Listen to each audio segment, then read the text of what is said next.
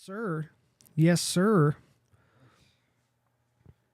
Well, let me pull up my little stream here. We are streaming at 2:36 a.m. Eastern time, so I doubt anybody will show up except to heckle us and call us fat and stuff. But it'll be up. It'll be up. Anyway, welcome to Contra Gentile Season 4, Episode 5. I think it's 5. Yeah, it's 5. I have a... What are you doing? You don't like something? Is it badly framed? I don't have my glasses on. It's fine. Oh. There you go. The fern smack in the middle. I really do like how obvious it is that I'm taller than you when we do this. Because everybody was shocked. Everybody thought you were the taller one when we were at the table. It's like, no, he's like 5'5". 5'4", 5'5". And I'm like average American height of 5'11". Yeah. Because my legs are... Anyway. We just ate. We did.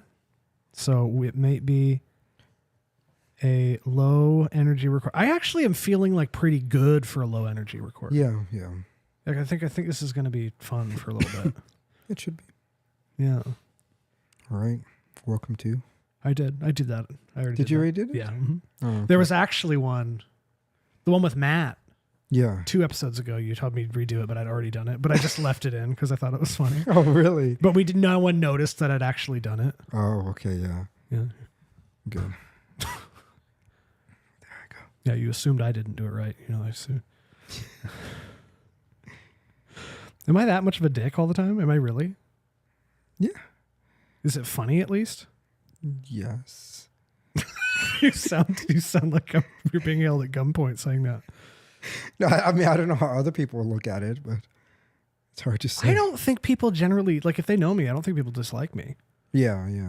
I think I'm not trying to be too self-congratulating or masturbatory. Mm-hmm. We should call masturbating congratulating yourself from now on. Like confetti, like yay. No, I don't think there's anybody I know not on, because I think online doesn't really count, first of all. Yeah. You can know people pretty well, Mm-hmm. but it's not the same as obviously knowing people in person. But like, I don't think there's anybody in person who has issue with me, unless they're like female managers that hate any sense of independence in their slaves. Yeah. Or people who would just decide to hate me for no reason, which I can't even think of one, but I'm trying to. Yeah. Yeah. I'm sure people hate other people. No, but I really think it's funny when I say something that I have no concept of the cutting nature of my words or something. Well, And then you just go like, you like bend over laughing. I'm like, what? And you're like, you are such a dick. Like, I don't notice. It's just how I talk. Yeah. Or like you're surprised that, Is it my delivery? that you told Brian Stelter you're going to kill him at his house. Should I tell the listeners? Everybody is going to know my account got nuked. I spent 2 years building an account with like 1,100 followers.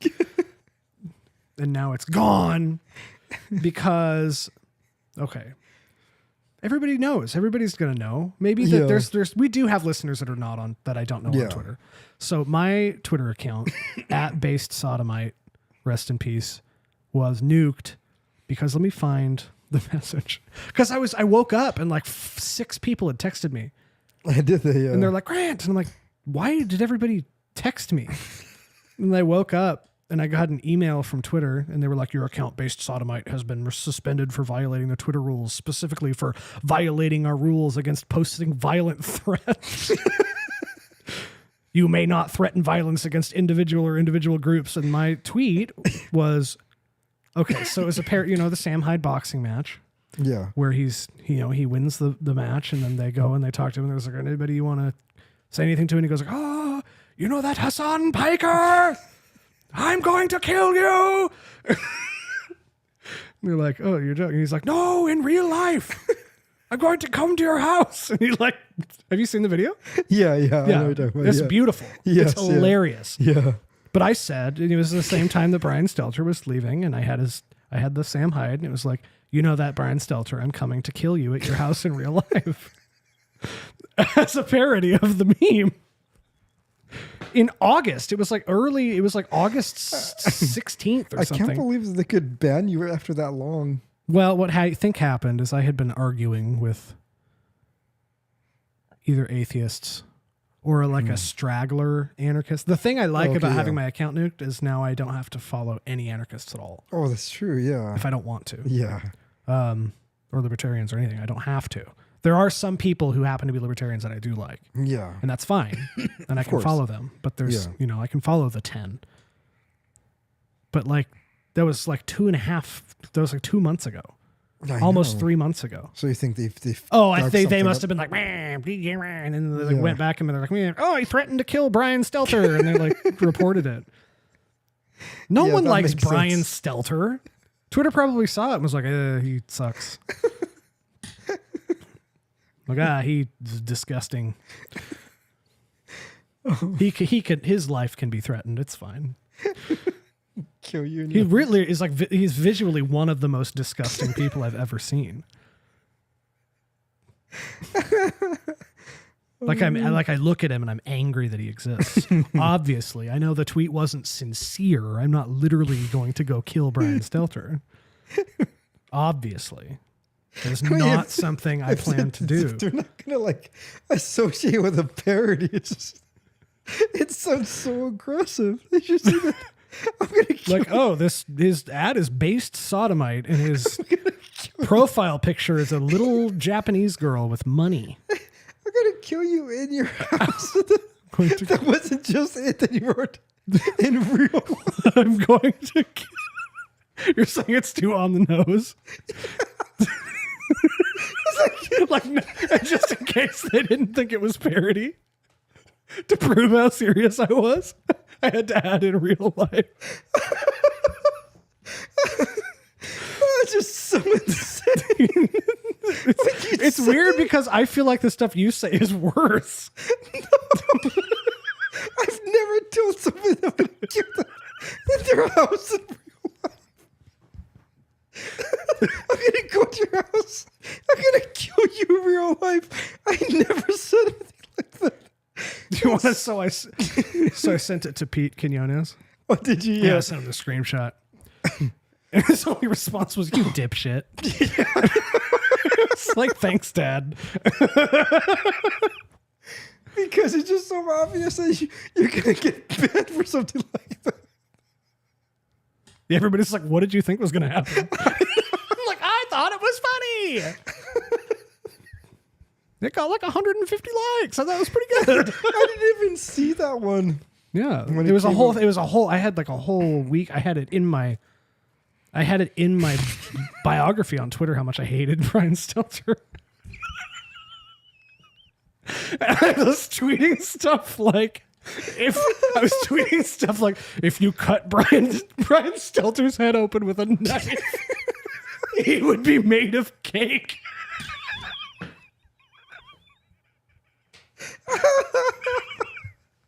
Which I just thought was funny, but I guess does look insane.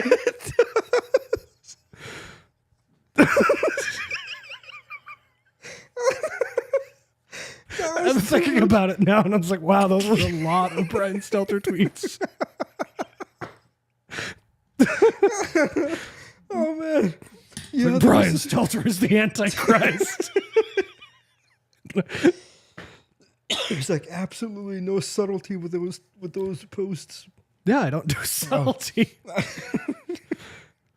It's like, watch your back, Brian Stelter. I honestly think going that, to that, kill- that if all you said was I'm gonna kill you, you probably wouldn't have gotten banned. But then it's right in your house. In real life. Just like the keypad. It's like there's no other way to interpret that. It's like if you gotta so it's a Poe's Law thing. It is, yeah. It's like if you got on a hot mic and there was like a murder case, you'd be like, I fucking killed him. I killed him in his house. I slit his throat in real life. And you'd be like, I'm just joking. They would just be like, no, it's too late. You already said that you did it. It doesn't matter what you did. And you said it emphatically.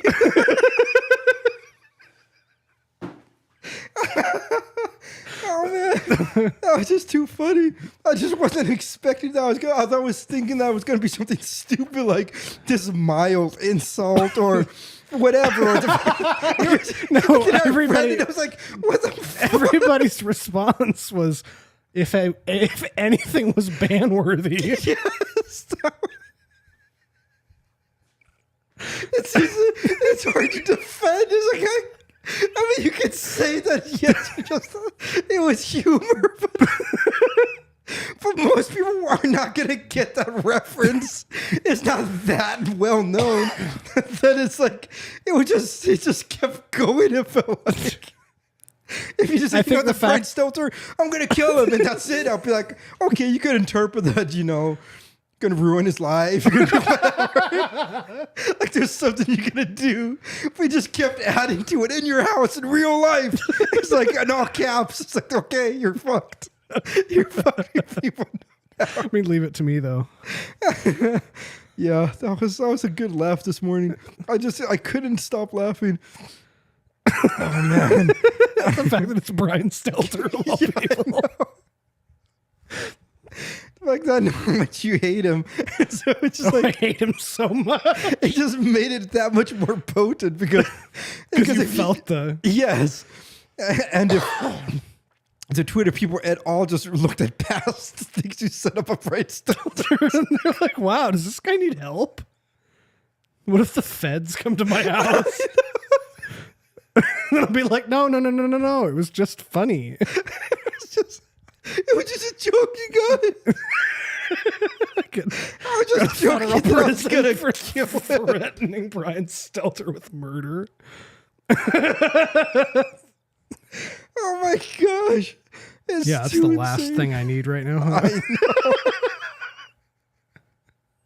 With your look, that's what's going to happen. I know. The cops show up at your door. The feds. Yeah, like, the feds. Brian Stelter's in the squad car. He's like, we need to talk. Starts shaking. He's like, that's him. And the camera pans to me, and I'm a little Japanese girl with money and a headband. Like, shit, I shouldn't have used my real face. Oh my gosh, yes. That was good. That was insane. Good morning. No. Anyway. I think for me, one of the most upsetting looking people was that Fetterman guy. Oh my God.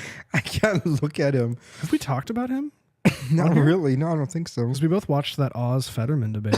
Yeah. Hi. Good night, everybody.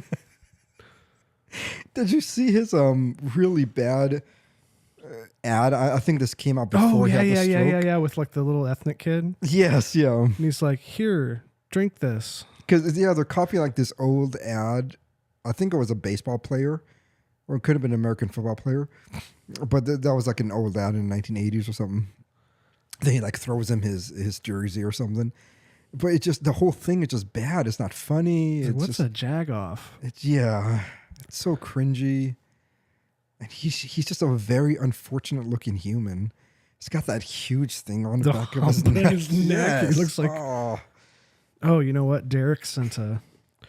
Let me see if it's still there. It might not be worth scrolling to, but he's like, yeah, I'm about to go to bed, and I was looking at prehistoric sea creatures.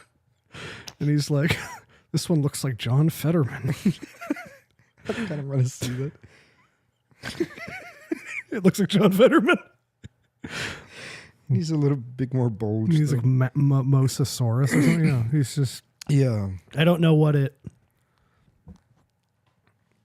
He could win a Senate seat. I know. In the United States of America. I hope he doesn't. Well, duh. He's just. But if he can win an election, yeah, it's over. the jig is up. I know. Like it's literal just brain it is damage guy. just. I mean, you know, Biden was a joke. I know. Is a joke. Yeah. I don't even like hearing myself say the name Biden. I feel like I'm a like talking about pedophile. like I'm a shill. Yeah. Like I'm a pundit. Yeah. But no, Joel Bimbum was the only thing Kantbot ever said that I thought was really funny. Was he called Joe Biden Joel Bimbum? Who did? Kantbot. You don't have to know. We'll just skip that. Everybody who knows who Kantbot is knows. Kant, like Immanuel Kant. Oh, I mean, Kantbot too, but yeah, because he was like a joke. Yeah. But there was kind of at least a bit of an attempted veneer and cover. Yeah. But with Fetterman, he just is so bad you can't cover it up. Yes. He had when did he have a stroke? In like February? Yeah. It was like February, like that, yeah. and he's just sounded. Wait, was it that long ago? I think it was earlier than that. I don't know. It was this I year. think it was like February, March or something. Was it? Okay. I don't know. Regardless, he's been talking like that for months. Yeah. For like months on end. And no one has like thought to not let him talk in public anymore. Yeah. And then they do a debate. Good night, everybody. Hi. Good night, everybody. I remember watching it. Yeah. I was like, whoa. Whoa. I had to pause it and I was like in shock. Yeah. It's like, this is a person that will win a Senate seat. He can't win now. I hope not. I think Oz is. But they said already like 70% of early voters already voted. So even before the entire. I know that Democrats do vote early more, but still. Yeah, hopefully. There's not even a veneer. Yeah, I know. He's just mentally. Did you see the football camp thing he said? Yes, yeah. Like, oh my God. Because I don't know if everybody is. Let me see on Twitter if I can pull it up quickly. I tend to be good at that. But he was at some campfire event thing. Let me see. Yeah, so his quote, Fetterman's giving, it's like at a fire looking thing. Fetterman says, I think that anyone who ever plays football in high school was, at kind of a trade out kind of football camp, and there wasn't any interest I have come play here. Like that's, and that's delivered more coherently than he said. Yeah. It's cruel. I know. He should be in a hospital. He should be working with an occupational therapist and a speech therapist, so maybe someday he can learn how to talk again. Yeah. But he's foregoing that to run for Senate. Then just seeing his body, it's like I understand how. I like when he's in the suit. He looks like he has a thumb in a suit. He looks so weird. He's like a thumb from Spy Kids in a suit. I never seen Spy Kids. I know. Thumb. Yeah. There's a character there? No, they're just a thing. These thumb guys. Oh, okay. One of our dearest podcast friends has the thumb as a let me show you a thumb from Spy Kids. Thumb, that's thimb. Thumb Spy Kids. Thanks, Google. Yeah, he looks like these guys. Ugh. No. It's disturbing. What the fuck? Yeah, they're thumbs. They're thumb dudes. But that's what John Fetterman looks like. Yeah. Like he looks like that.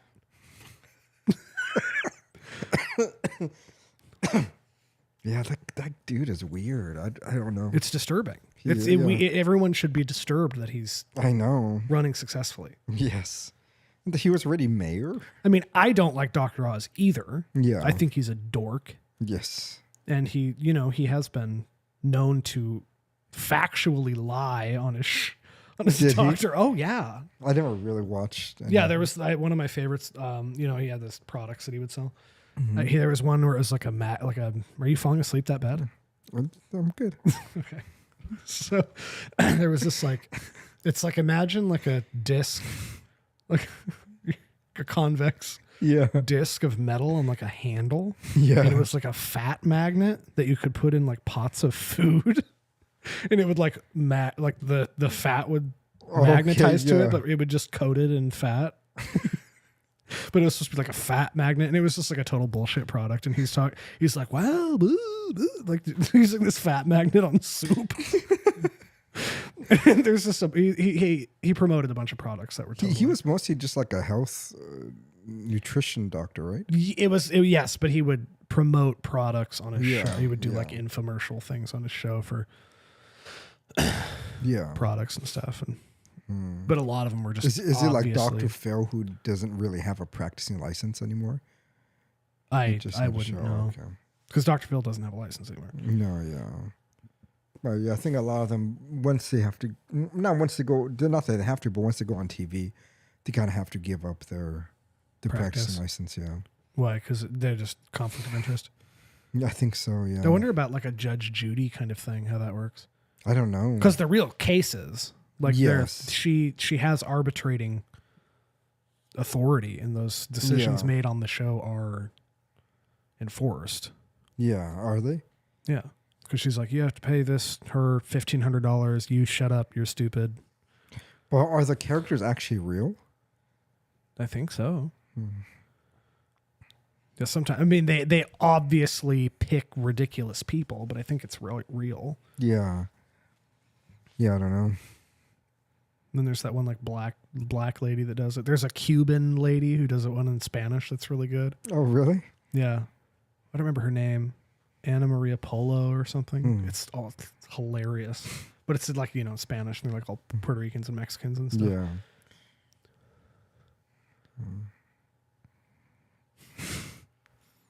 You got 22 minutes in and you're already falling asleep. This was your idea. You said today was better than tomorrow. It is. Is there anything I can do to wake you up? Is there? Okay. Well, I'll just not look at you. You're very distracting when you get tired, because you're like, you like touch your face a lot. Why do people? That's what the governor keeps saying. Like we had this whole conversation 2 days ago that he was telling everybody about. That he was like, when Jimmy falls asleep, it is the most distracting thing. Yeah, you're really like dramatic about it. He says, and then he opens his eyes like he's just born. He doesn't know where he's at. Because you do sleep like a baby. Yeah. Because, with that one time, I think it was your oldest daughter, Amanda. We were like back there, and you're like, I need to sleep for just a minute, and then record. And you fell asleep, and you're like, you like twitch like a baby. Like you watch a baby sleep, and they like twitch a bunch. Yeah. You do the like. It's because I actually like fall asleep. I know, and you're like, your face is like. It's like, wow. It's intense. Because your hand was like this. Your fingers were like doing this action. Oh my gosh. And then you wake up and you're like.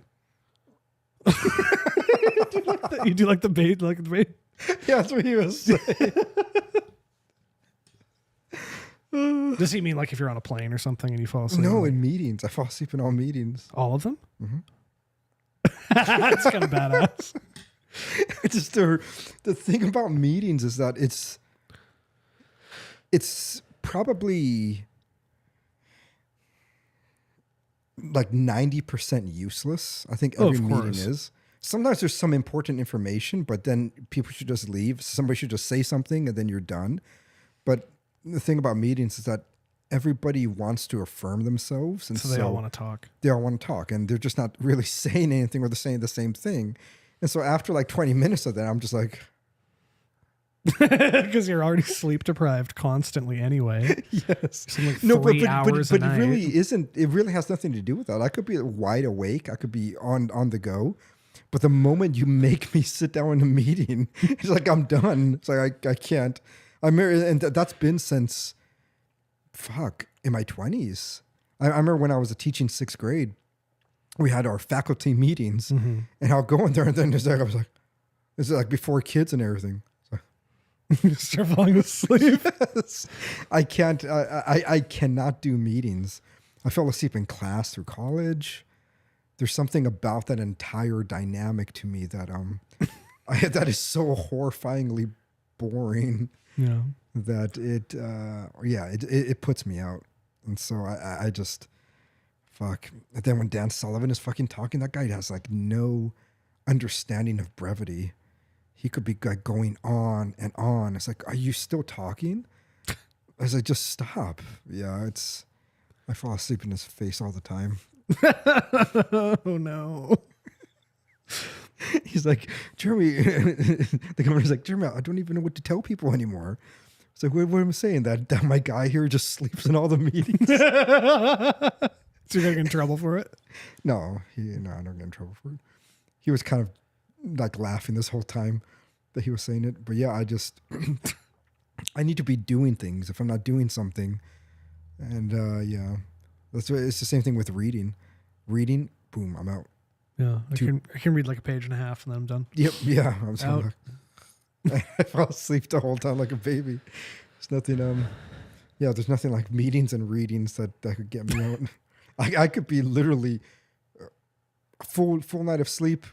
I'm ready to go. I could do some pull-ups. You make me sit down, and it's done. I'm like, oh that's sitting in my mom's church for me. I just fall asleep. Is it? Yeah, yeah. It's like, boof. Yeah, because you do mostly. There's like no kneeling and stuff, huh?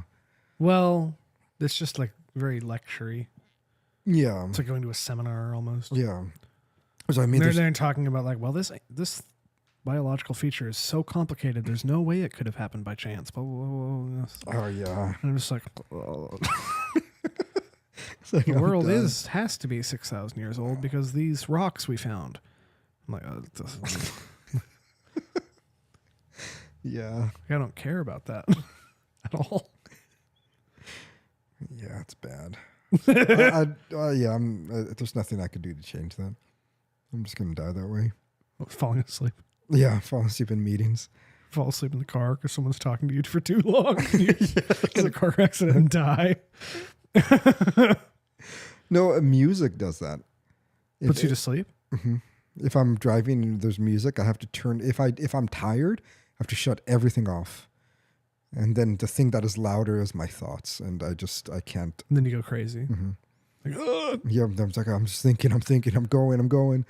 But like passive, I think it's a passive activities, I guess. Well, reading is active. I don't know why reading does it to me. I think just because it's so arduous, but yeah.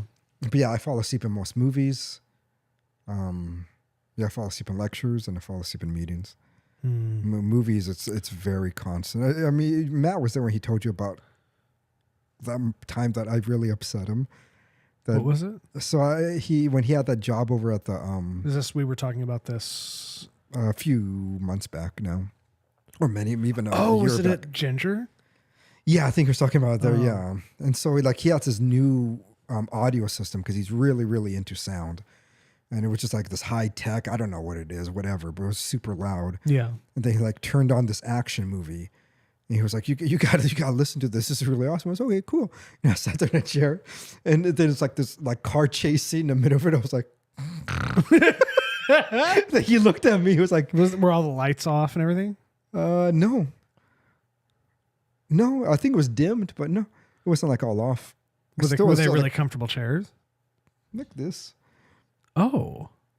Yeah, it was really nothing special, but it's just that movies most time do that to me. Like there has to be a movie that really grasps me quickly. Yeah.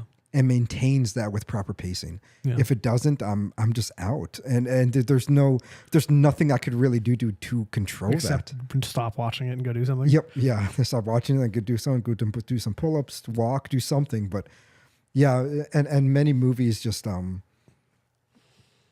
yeah, and I think that always confuses some people, and especially it happens the most I think with action movies. I think because action movies. Contemporary action movies lack climax. I think they just start with a fight. Yeah, they start with everything, and it just that's not going to do much for me. But like I don't know if you call it an action movie, but it's kind of action, like Leon the Professional. Oh, yeah. That does not put me to sleep. Of But that's course, just because it has it's like a perfect film. it is. It's like you got the ups, you got the downs. And it's like it's constantly flowing, so it's like keeping my attention throughout the film. Yeah. But any of the contemporary ones, like I forgot which movie which he showed me. I know it was with Keanu Reeves. I can't remember the name of it. There was like like somebody kills his dog, then he goes crazy. John Wick. Yes, yeah, it was that one. Yeah. It was one of them. I don't remember which one it was. Because I know there was multiple ones of those, but it was the one the John Wicks, and there was a car chase scene in the beginning, and that's the one I was out. Yeah. But yeah, I don't know. Sorry, that's I'm just seeing how the stream's going. Oh, thank you. Oh, people watching. That's good. What happened? Someone says you're not that fat. Remember when I said someone was going to show up? Oh yeah. How am I going to attack you or something? And then he says, I'm not sure about the brown boots with a black shirt. I'm like, oh, that's a fleece. I know. I think about it a lot all the time. Mm-hmm. Yeah, I can't wear brown and black. I'm like, I don't really care. I know. I think when you wear jeans, it's fine. Yes. Yeah. I would never, ever wear. Yeah. Well, one, I hate.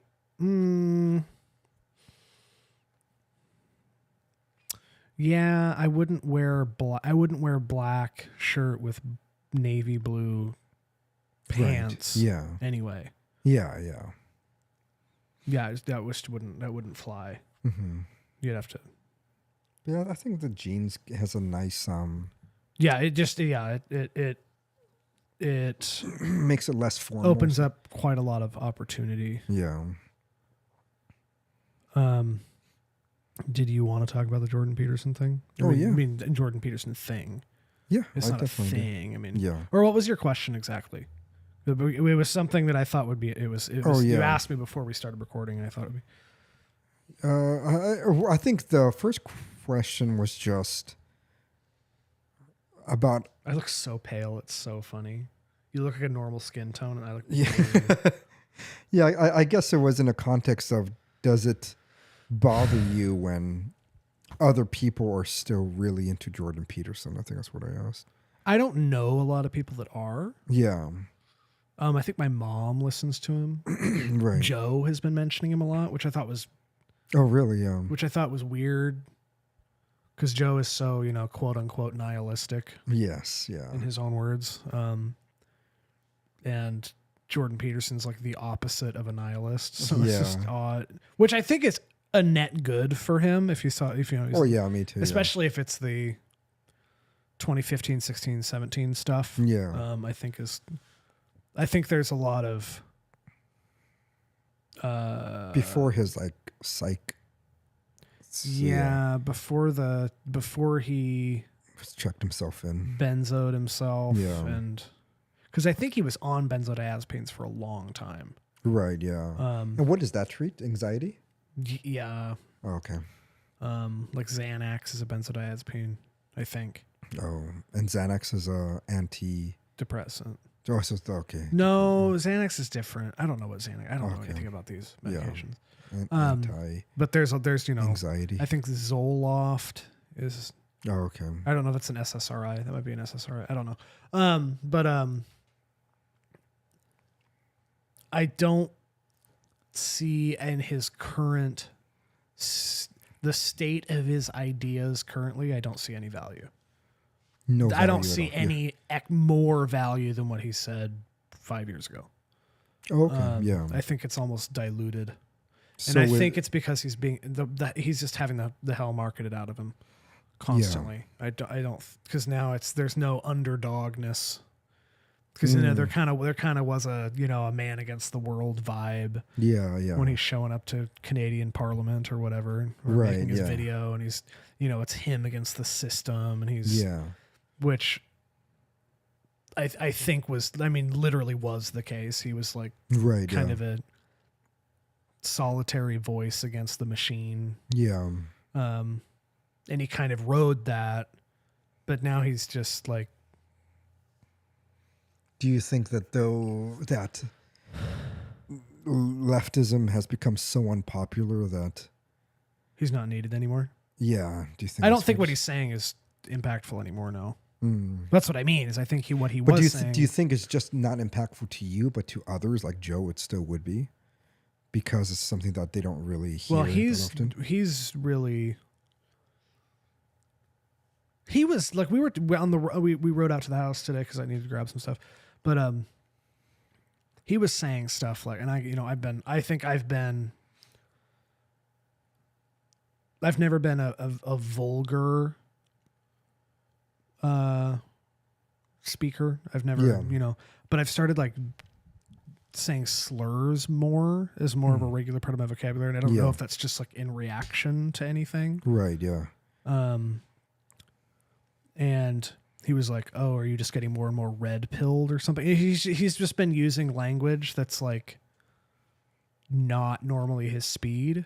Not his for Joe. Not yeah. Okay. Yeah. You're red. I was like, red pilled. Who are you? Yeah. I was like, it's not 2019. What do you mean red pilled? Yeah, it was just it's odd because I think he's kind of catching up a bit. Yeah. Because I think fundamentally he's not an actual nihilist. No, he's not an actual nihilist. But also I think that he just has a good enough head on his shoulders to know what's true or not if he's told.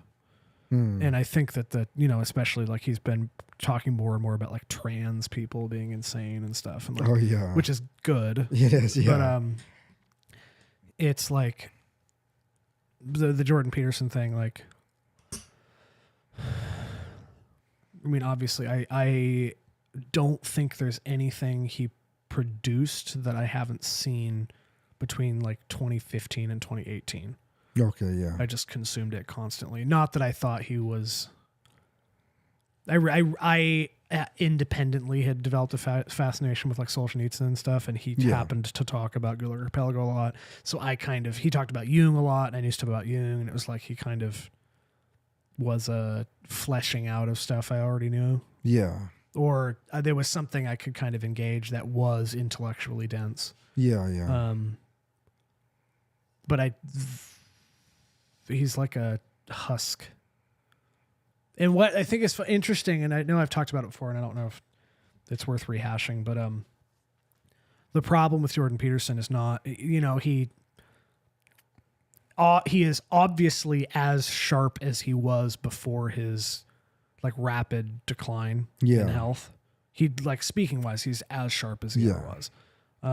People think are like, oh, Benzo's fried his brain and now he's not as smart anymore. And now he's, now he's just repeating himself over and over, I'm sure you've heard that. I have not. No, it's like oh, of course he's after he fried his brain with benzodiazepines. Of course he's not as interesting or thoughtful but what I absolutely know happened is in his experience of, like, he's recounted it publicly where he, especially when like the withdrawals from benzos are extreme.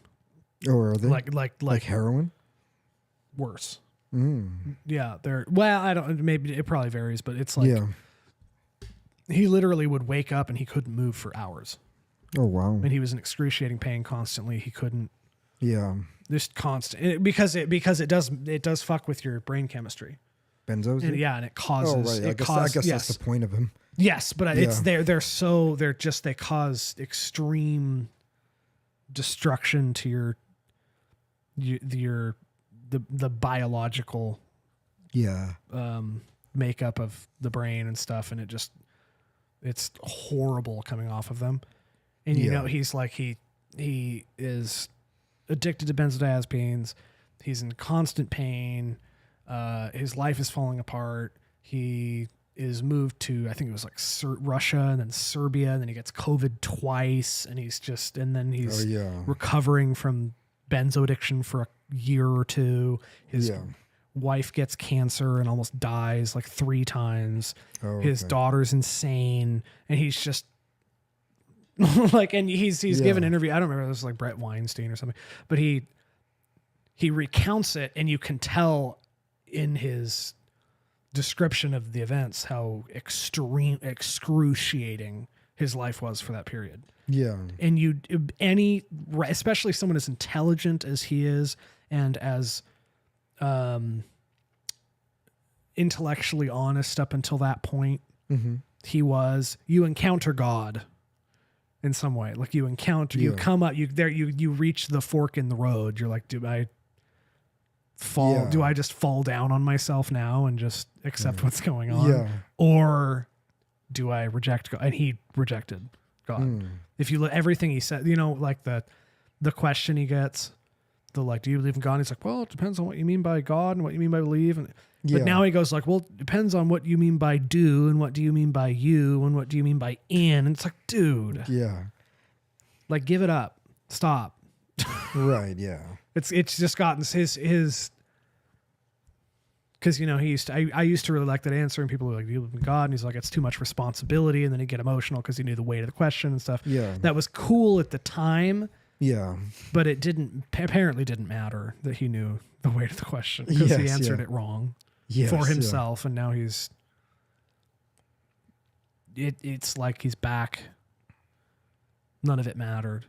So when I hear him talk, I'm like, wow, none of that suffering mattered for you at all. Yeah. No, yeah. That's why I find it so disappointing. Yeah. Like anytime I see him talk now, I just get kind of sad because I'm like, wow, he really could have been Yeah. And he's alive. He's still. I mean, I know he's been right. He's been like Matt Fradd, or no, what's the university in Steubenville? Matt Fradd's little town. Yeah. Jordan Peterson went there, and he went to mass with I think they're Franciscans. Yeah. Okay. I don't remember exactly, but he's been to mass several times, and he's dabbling more and more. So I'm not saying there's no hope. Yeah. But he does not. Jordan Peterson has nothing of value to say until he submits to God. Yeah. Because he has spent so much time intellectually arriving at that point. Yeah. Yet not like realizing the conclusion of his thinking. And it's just I just get annoyed and sad. I'm like, oh my God. Do you think a lot of his change could have happened because of his daughter? Oh, like a Nietzsche thing? Like Nietzsche's daughter, like I guess I don't know. I know that he had a daughter who marketed him as he went more and more insane or something. No, I don't mean that. I guess it just means that, if his daughter is acting out. She is, yeah. Did you know that she dated Andrew Tate or something? Yeah, yeah. Andrew Tate was the guy that she cheated on her husband with or something? Yeah. Is that... I don't know if that's the exact story,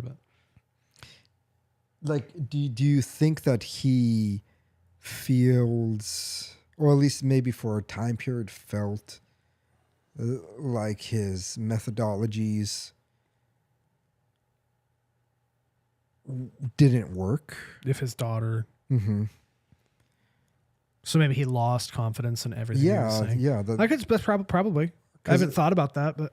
Because, and same thing with him going to rehab, because, no amount of 12 steps or 13 steps helped him in the end. Yeah.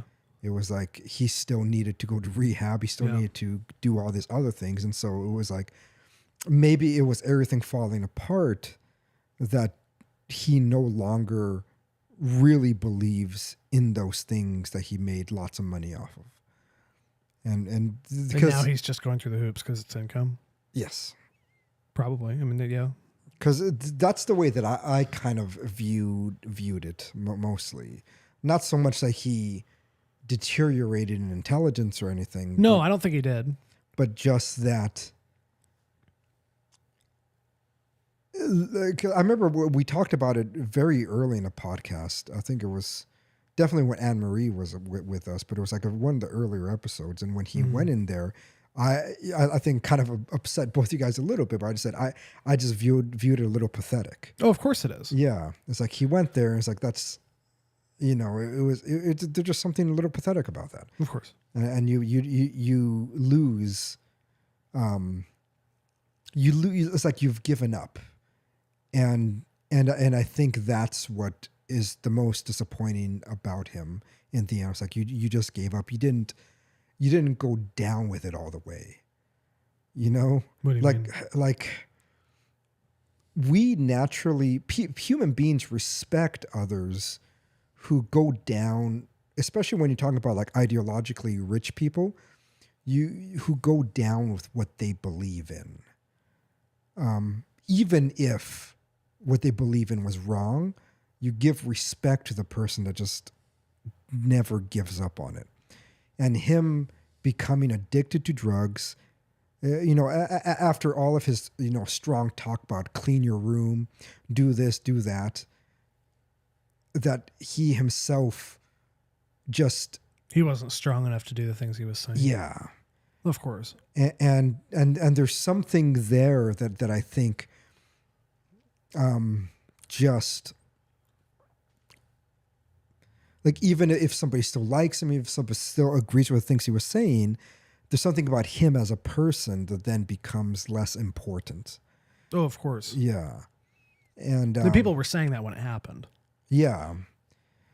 And I don't know, like, this is a bit unrelated, but like, I watched a movie recently that didn't put me to sleep. I'd never seen it before. It's an older movie now, so everybody's gonna be like, "Oh, I watched that." But have you seen Wolf on Wall Street with DiCaprio? No, I mean, I've known. Yeah, I didn't know it was based on a true story. That's the only reason why I watched it. It's like, oh, it's based on a true story. And I tend to kind of like true stories a little more. Yeah. And so you watch it was actually kind of interesting. And then there was this one point where it's kind of a good movie. I mean, just completely out of control, like prostitutes snorting cocaine off of their asses. Like it was so bizarre just from the very beginning. It was like, damn, this movie, it's good. Yeah. But in the end, like he was about to give in, give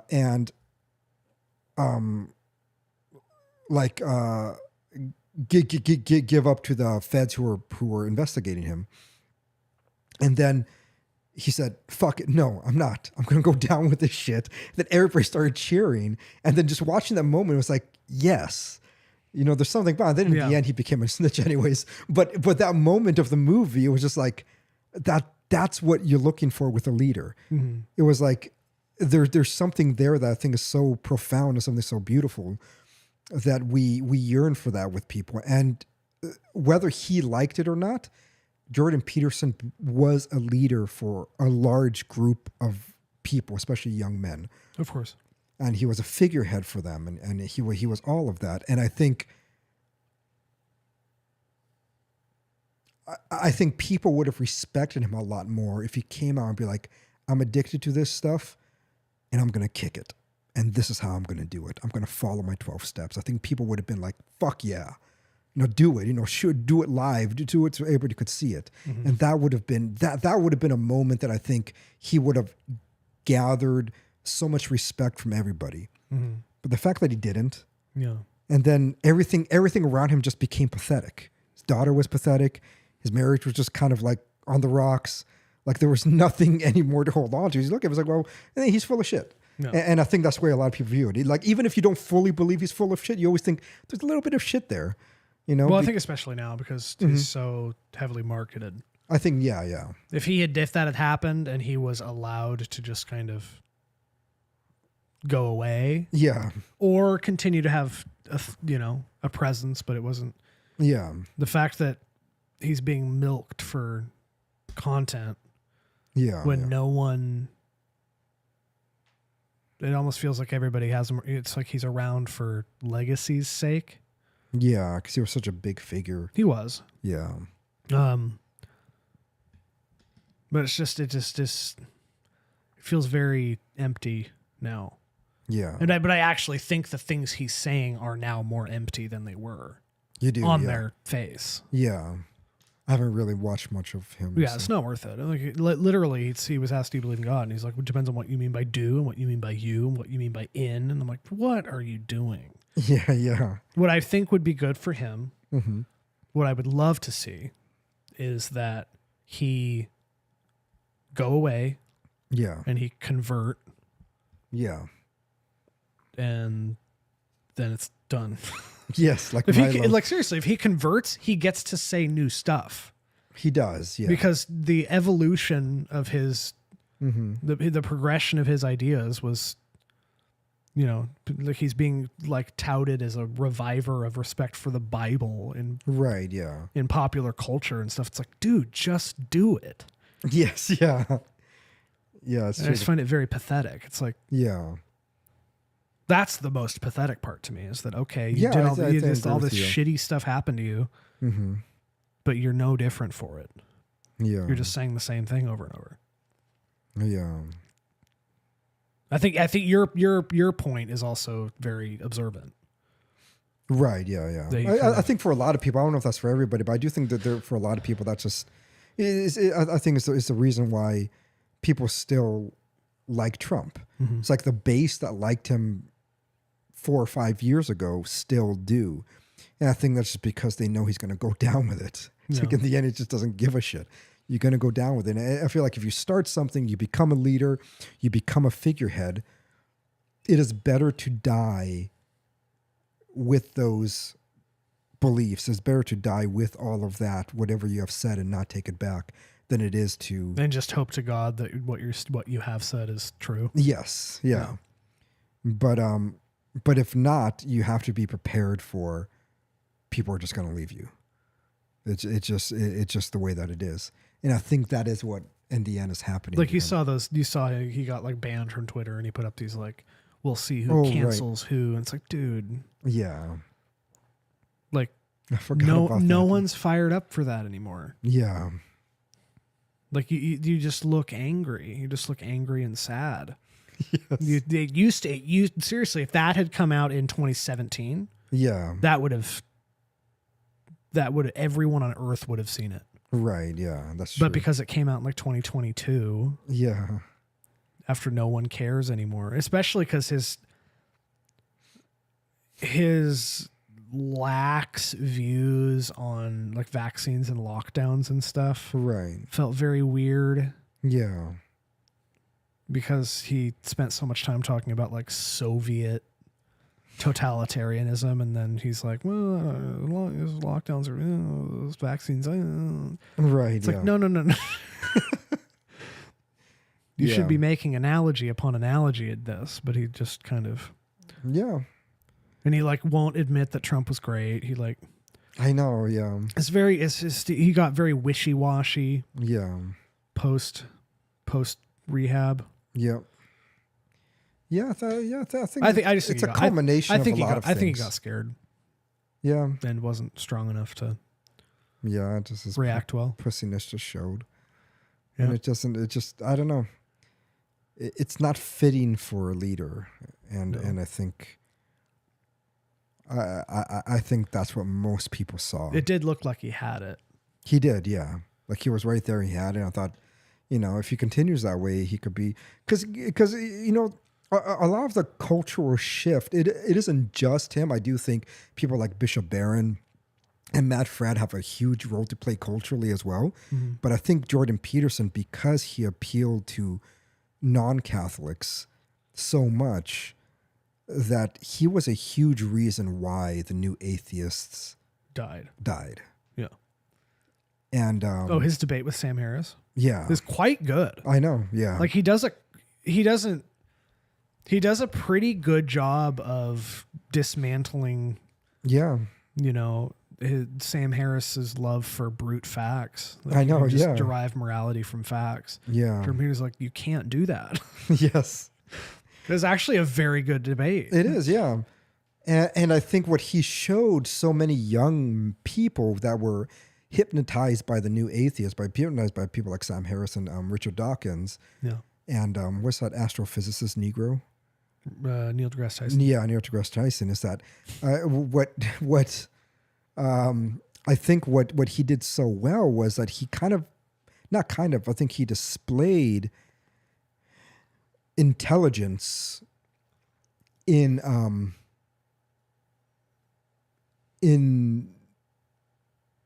like, I don't even know if you could say that in his belief in God, but he displayed intelligence in the anti-atheistic point of view. Yeah. And I think what a lot of young people liked about Sam Harris and Richard Dawkins was the intellectual aspect of it, is that they felt intelligent being atheist. Mm-hmm. And I think what Peterson did really well was that he made it seem stupid to be atheist. Yeah. And I think that's why he was so effective. Why so many other people that went up against the new atheists were ineffective, because either they were just far too intellectually eggheady that it kind of went past average person's head. A lot of times they would try to bring up arguments for God, but what Peterson did, I think, really well was that he never really presented a good argument for God. He just presented why it's stupid to be atheist. Yeah. And I think that was the most effective way to argue against them. It's to the point that now everybody just makes fun of people like Sam Harris. Yeah. Like that. I still love that video where those two guys are interviewing him. And they have the like dead stare. Yeah, just like, look at. Where is heaven? We have telescopes. We've been beaming images. Yes, yeah. And I think for those reasons, I think I'm very thankful for what the role that Peterson had to play, I think, in this new like cultural revival that we're seeing now. That I think it's still on full swing, but He's it's like just not a. it He just passed doesn't him. matter. Yeah. He doesn't matter anymore. Because people were like, "Oh, it's dumb to be an atheist." Yeah. And what are you doing? That's No, what it's I like, mean. it's like, well, okay, and then what else? Yeah, and I'm just kind of unpacking this as we're going, because this is not something that I thought of that extensively, but I think coupling to what you said as well is that he would have more to say if he became if he converted, if he became Catholic Or Eastern Orthodox or something. Yeah, I know, but definitely Catholic. No, I understand. He could be Byzantine Catholic. Yeah. But I think it's because he's in both what you and I said. I think at the end it's that he's not following through. He's not. Yeah, he's not following through with his 12 steps. He's not following through with his atheistic point of views. He's not following through with any of that stuff. Mm-hmm. And so he just becomes neutered. He's not. That's what I mean. Is I think everything he has to say is completely and like ineffective now. Right. Because it was almost as if he was on this roll, on this unpacking of this truth. Yeah. With many people, and now he's just. Yeah. Kind of reiterating. Yeah, Talking points. Yep. And he's not going far enough. And I think people that were convinced by him at first now have found these other people who have gone far enough, and then they get inspired with other people. They get more inspired with people like Shia LaBeouf. Yeah. And it's just because he's there. Then they see someone like Bishop Barron, and they get more inspired to listen to him more, because it's like, okay, well, this is interesting. He's positing something. He's not just dismantling. Yeah, and so I do think there is something about that Peterson, because I think there's an issue, because obviously Peterson is not a postmodernist at all. Yeah. But his method is postmodern. Yes, yeah. Because all he does is dismantle. Yeah. And then he gets very uncomfortable when he has to posit anything. Yeah, he does. Yeah. Yeah, that's a good. I think that's a good point. Because he's not a postmodernist, but his method is postmodern. Yeah. Yeah. The moment he has to actually begin to assert positive claims, he just doesn't do it. He can't. He can. Unless he can it's observe. pragmatic. He can observe. Yeah. He can assert observations of phenomenon. Yeah. That are provably true in that they're observable. Yeah. But anything beyond that, he doesn't want to. He is like a trained physicist, essentially, physicist. Yeah. But which is a physician now. It's a different thing now. Right. Yeah. So his method is very inductive. Yes. Yeah. And I do think he offered an interesting. He did take like Jungian and Freudian work. Yeah. And so Jung took Freudian approach.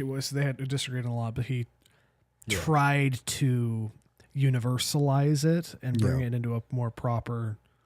Right. Yeah. Try to he dealt in archetypes, which I think are true and observable. And Yeah. Peterson took it and did more for it. So he's in the tradition of Freud, Jung, all the way up. Neumann, the behaviorists. So he is in that tradition. He had the opportunity to bridge that to something that mattered. Yeah. To assert a positive conclusion of some kind. Yeah. But he's not a metaphysician. He's not. Yeah, I know. Yeah. He could be. He's totally intelligent enough to be. Yes, yeah. Like if he walked through Aquinas or something, I truly think he'd be blown away. I know, yeah. I think he's intelligent enough to get it. He's intellectually honest enough that if he just sat down with it. Yeah. Because I don't know if you ever watched his the Bible series he did. No, I never watched those. It's quite good. Is it? Yeah. It's a psychological analysis of the Bible. So it's a analysis of archetype. Okay. Yeah. Which is quite interesting and good and very long and dense. Yeah. And he's very enthusiastic about what he's doing. It's worth listening to. Yeah. Does it go through the entire Bible? Or just like a psychological analysis that goes through most of the narrative, or it goes through quite a lot. I don't does know. It? I don't think it's the whole thing. Yeah. But does it kind of focus on Christ? No. No. Which is why I think which is why it's flawed. But he does. It's still worth. It's interesting. Yeah. Because I know a lot of actual theologians were quite impressed.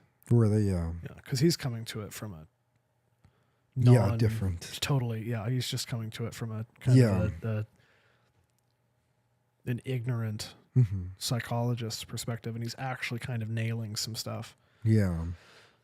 But yeah, I don't know. I just think for his sake, I think he would be better off gone, converting, which I think would yeah. require him to be gone.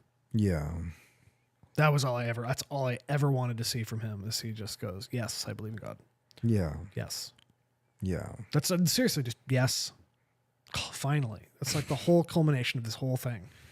The entire culmination of the climax of his career could be just yes, period. Yeah. In answering if he believes in God or not. That could be it. Because millions of people would cheer out their windows. They're like, fine. Because that's why people are asking him.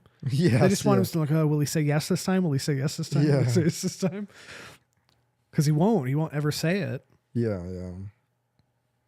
Anyway, we're over an hour. Do you need to go to sleep? We're going to cut it short. Sure. It's up to you. You're giving me the eyes. All right. Well, Yeah. yeah. You have to get up and turn it. It's going to be a short one this week. Yeah. I'll remind everybody that we are doing a question and answer for the Patreon on November 11th. If people submit anything, if they don't, we're going to scrap it. Yeah. Because, if people don't have any questions they want us to answer, that's fine. Okay. Anyway. Yeah, it's over there. You got to walk over there. See you later. Bye.